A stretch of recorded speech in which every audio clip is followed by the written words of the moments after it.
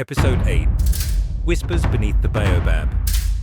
In a world where roots remember what kings forget, will love strangle the thorns or feed them? She vanished like wind through leaves, but her silence was never empty. It was the voice of every forgotten name. A story ends, a legend begins, the silent girl walks, and the world holds its breath.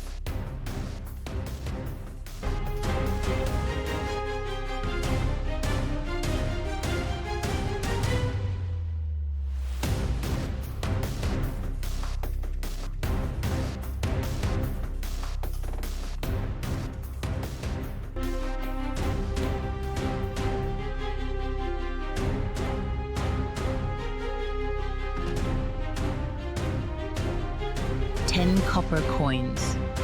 That was the price they put on her name.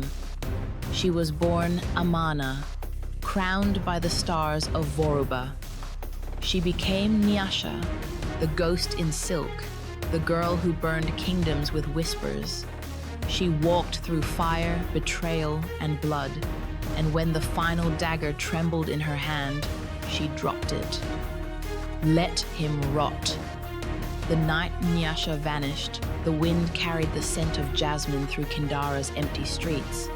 In her chamber, the silk curtains fluttered like ghosts, and the only trace of her was a single red bead glinting on the floor, a fragment of the anklet she'd worn as a child.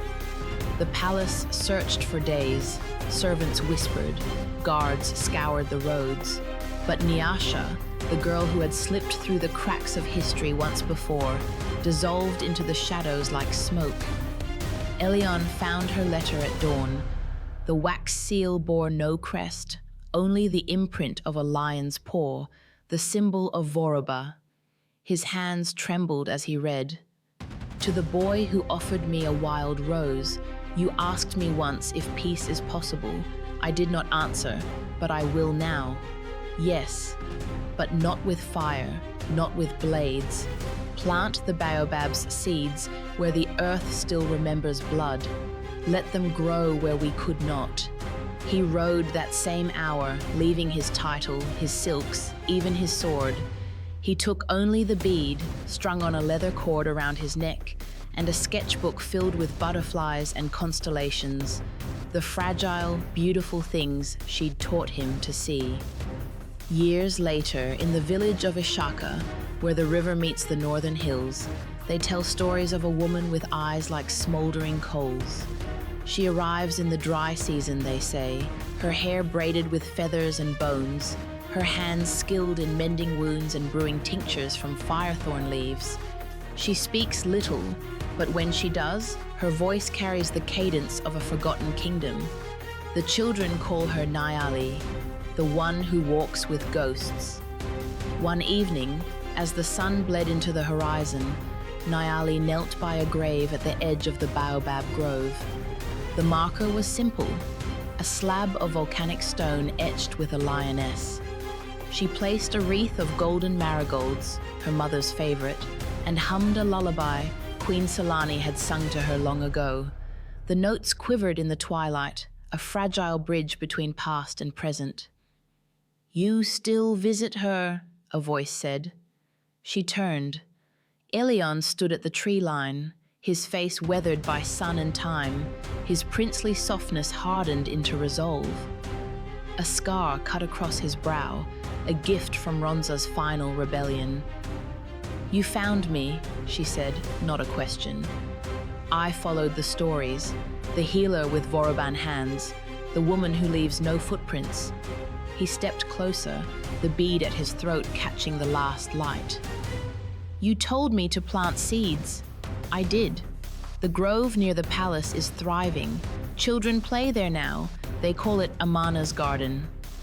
Nyasha, Amana, closed her eyes. The wind carried the echo of her mother's scream, her father's laughter, the clink of chains.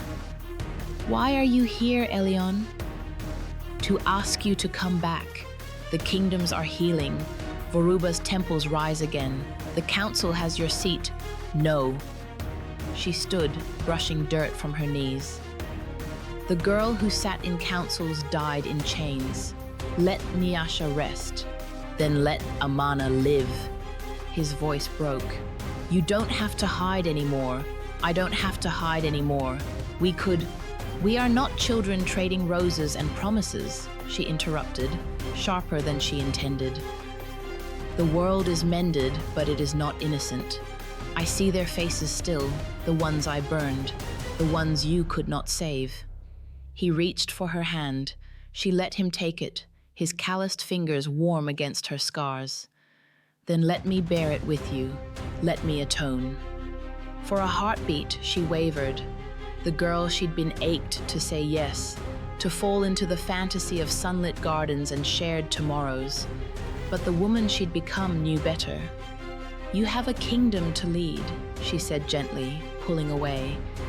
And I have graves to tend.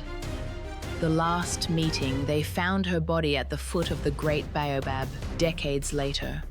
Her hair had turned silver, her hands still clutching a dried marigold. Villagers claimed she'd smiled as she passed, her gaze fixed on the horizon where Kindara and Voruba's flags now flew side by side. Elion, his own beard streaked with white, buried her beside her mother. He did not weep. He'd spent his tears long ago, in the years he'd spent poring over maps and rumors, chasing a ghost who'd never wanted to be found. But that night, alone beneath the stars, he opened her final gift, a scroll delivered by a mute trader. Inside was a lock of her hair, tied with a strip of silk, and a single line, "Tell the children I tried to love the world again."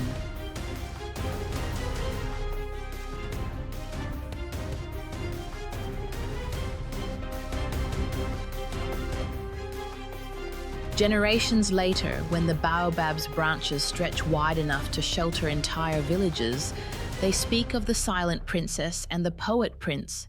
Lovers reenact their story at festivals, girls in silk veils, boys with paper roses. Bards sing of their tragedy, their almost love, their legacy of fire and forgiveness. But in the quiet moments, when the wind stirs the baobab's leaves, elders say you can still see them.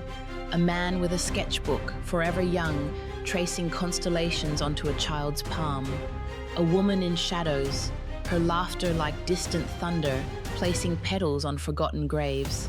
And in the space between heartbeats, their voices entwine. A king's sorrow, a spy's resolve, a promise kept not in life, but in the roots of the tree that remembers everything.